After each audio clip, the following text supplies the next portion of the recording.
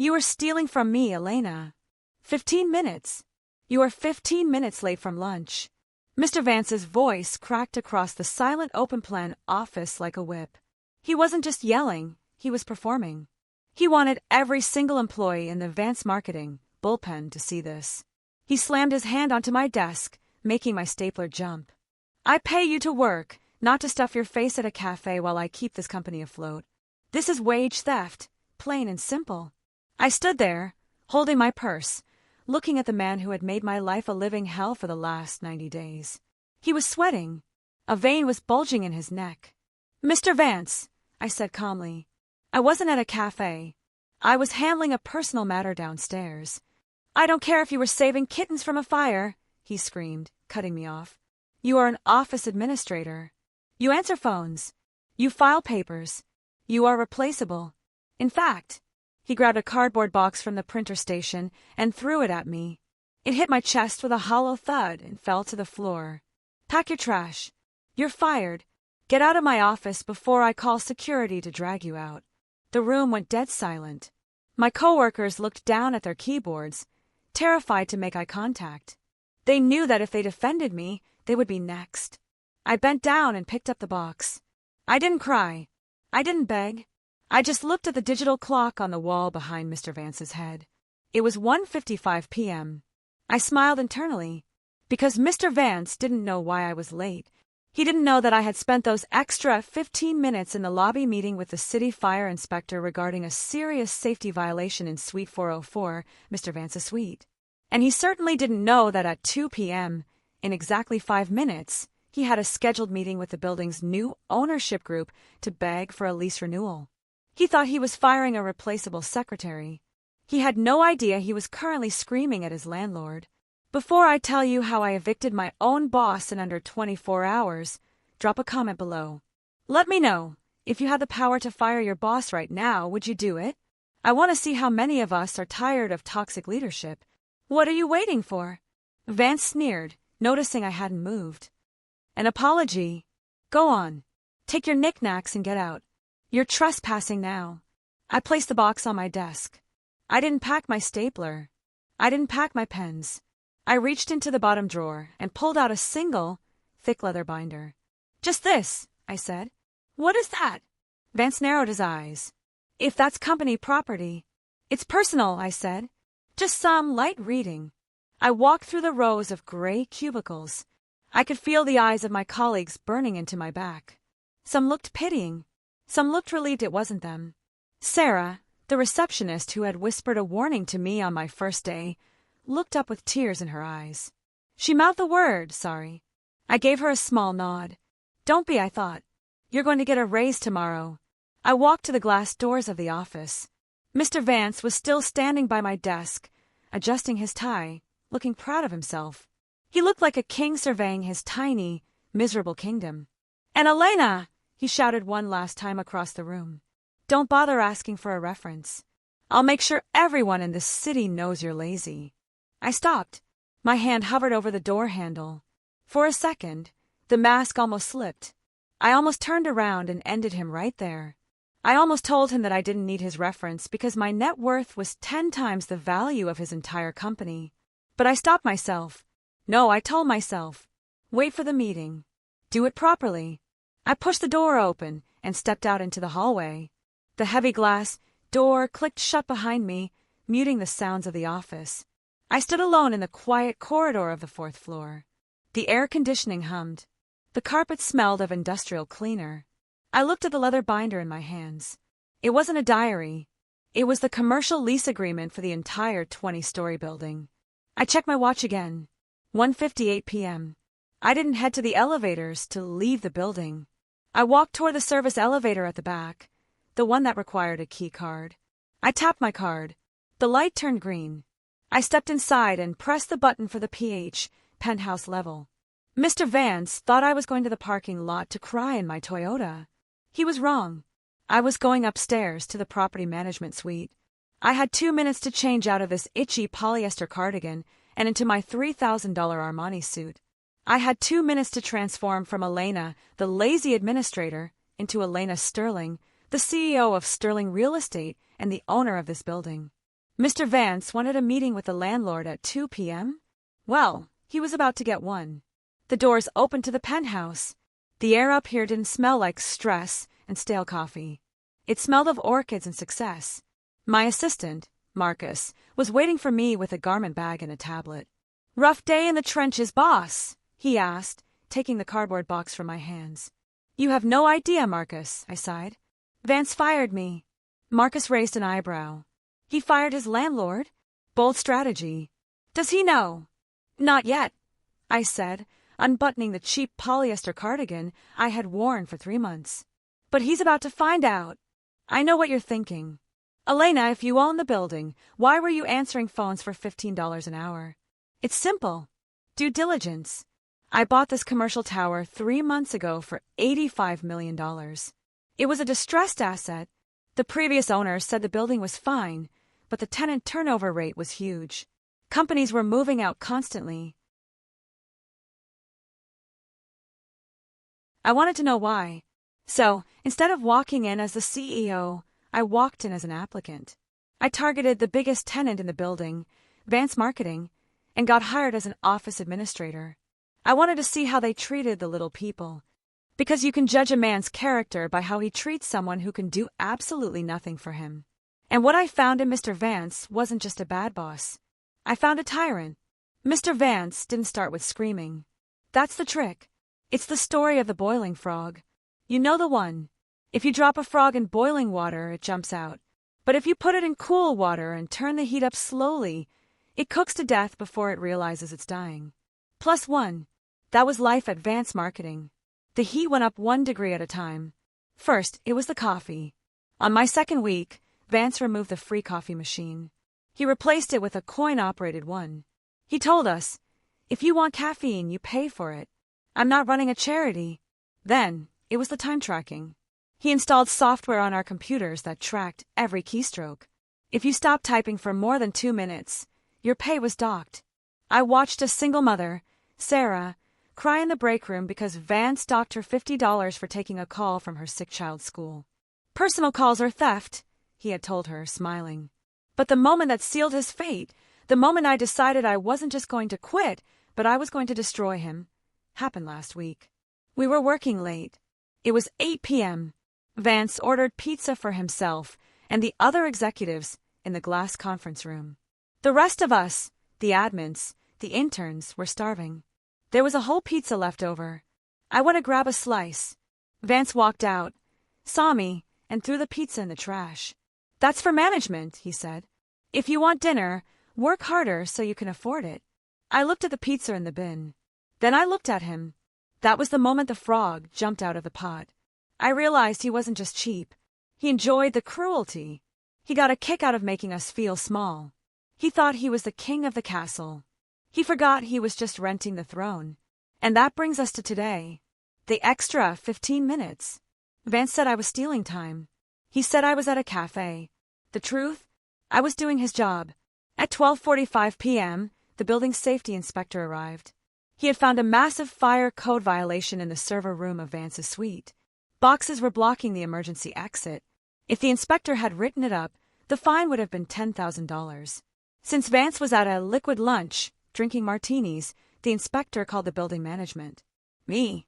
I rushed down, still in my admin clothes, and spent 15 minutes moving heavy boxes myself to clear the exit so Vance wouldn't get fined. I saved him $10,000 in a lawsuit. And how did he thank me? He fired me for being late. I looked at myself in the full-length mirror of the penthouse. I had changed. The frumpy cardigan was gone. I was wearing a navy blue Italian tailored suit. My hair was slicked back. I wore the diamond earrings I usually kept in the safe. I didn't look like Elena the admin anymore. I looked like Elena Sterling, the woman who signs the checks. Marcus handed me a blue folder. "The lease renewal agreement," Marcus said. "And the eviction notice. Which one do you want?" I took both. "Let's see how he behaves," I said. "It's 2 p.m. Let's go meet the tenant." Downstairs in the boardroom, Mr. Vance was sweating. I watched him on the security feed from my tablet as I rode the elevator down. He was pacing back and forth, rehearsing his speech. "Listen, Todd," Vance said, adjusting his cheap tie. When this new landlord walks in, we need to be aggressive. We pay below market rate for this office. If they try to raise the rent, we threaten to leave. They need us. We are the anchor tenant. Todd nodded. You're a genius, boss. They'll be eating out of your hand. Vance laughed. Exactly. I eat people like this for breakfast. I'll crush them. I closed the tablet. Crush me? I thought. Mr. Vance, you couldn't even crush a cockroach without violating a safety code. The elevator dinged at the 4th floor. I stepped out. My heels clicked on the floor, a sharp, authoritative sound that echoed through the silent hallway. My legal counsel, Jessica, walked beside me. 2 large security officers followed us. We walked past the reception desk. Sarah, the receptionist who was crying earlier, looked up. Her eyes went wide when she saw me. She didn't recognize me at first in the suit. Then she gasped. I put a finger to my lips. Sure. I walked straight to the double doors of the boardroom. I didn't knock. I pushed the doors open and walked in. Vance spun around, a fake smile plastered on his face, ready to greet the owner. Welcome. We are so honored to. His voice died in his throat. He saw me. He didn't see Elena Sterling, the billionaire real estate tycoon. He saw Elena, the lazy admin he had fired 20 minutes ago. His face turned purple.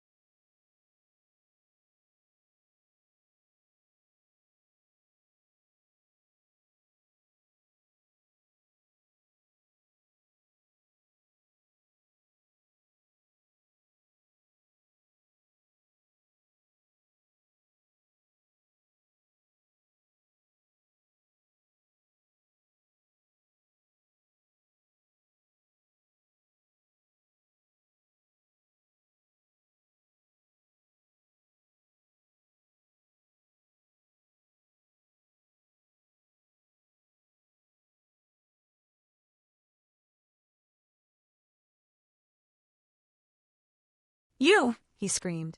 Are you insane? I told you to get out. He looked at my suit. He looked at the lawyer standing next to me.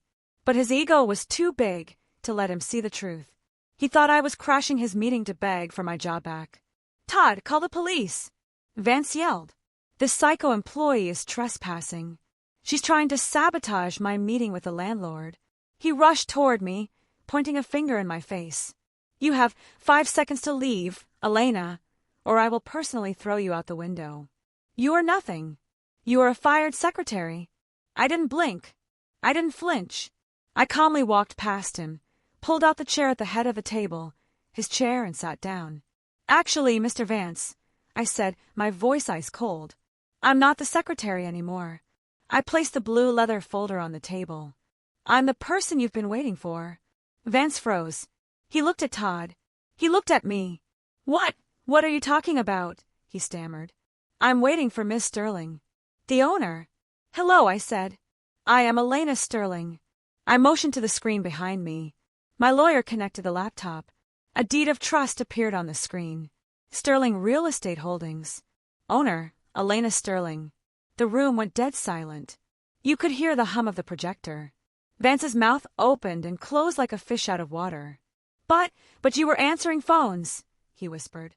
You were late from lunch. I was inspecting my property, I corrected, and I was fixing the fire exit you blocked, saving you a $10,000 fine. A fine, by the way, that I am now reinstating. Vance slumped into the chair opposite me. The arrogance was gone. He looked small. Elena, Miss Sterling, he started, his voice shaking. Look, this is a misunderstanding. A joke. We were hazing you. It's part of the company culture. I knew it was you the whole time. Stop, I said. You didn't know. You treated me like dirt because you thought I was powerless. And that is exactly why we are having this conversation.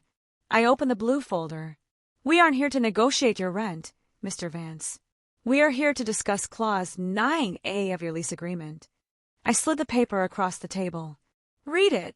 Vance looked at the paper. He couldn't speak. Clause 9A. I recited from memory. Code of conduct. The tenant agrees to treat all building staff, management, and vendors with professional respect. Any act of harassment, verbal abuse, or hostile behavior toward building management is grounds for immediate lease termination. I leaned forward.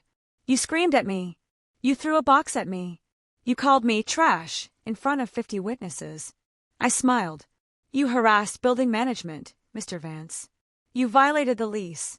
Lease renewal denied, I said, stamping the paper with a red ink stamp I had brought just for this moment.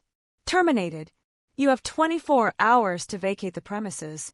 If your furniture is still here tomorrow at 2 p.m., my crew will toss it in the dumpster.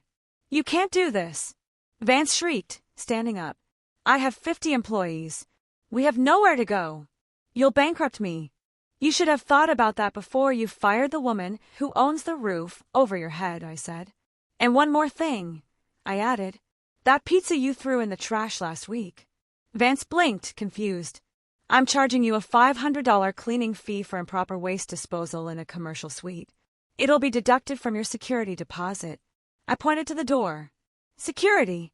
My guard stepped forward. Escort Mr. Vance out of my building. He is no longer welcome here. Vance tried to argue, but the guards grabbed him by the arms. For the first time, he felt what it was like to be powerless. He was dragged out of his own conference room, screaming threats that nobody listened to. I walked out of the boardroom and into the open plan office. The staff was standing there, stunned. They had seen Vance get dragged out. They looked at me, the woman they thought was fired 20 minutes ago, now wearing a suit that cost more than their cars. Listen up, I announced. Vance Marketing is evicted. This company is effectively closed. A wave of panic went through the room. Sarah started to cry again. However, I continued, I have observed you for 3 months. I know who works hard. I know who stays late. And I know who is kind. I looked at Sarah. I looked at the IT guy who helped me with the printer. I am opening a new division of Sterling Real Estate on the 10th floor. I need a new marketing team. If you want a job, with full benefits, free coffee, and a boss who doesn't count your bathroom breaks, report to the 10th floor tomorrow morning. The room erupted in cheers. Sarah ran up and hugged me. Thank you, Elena. I mean, Miss Sterling. Call me Elena, I smiled. 6 months later, the 4th floor is empty. Vance Marketing went bankrupt.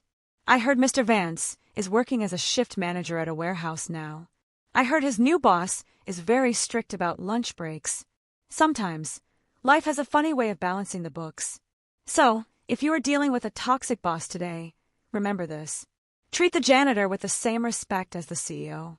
Because you never know when the person you're stepping on is actually the one holding the ladder.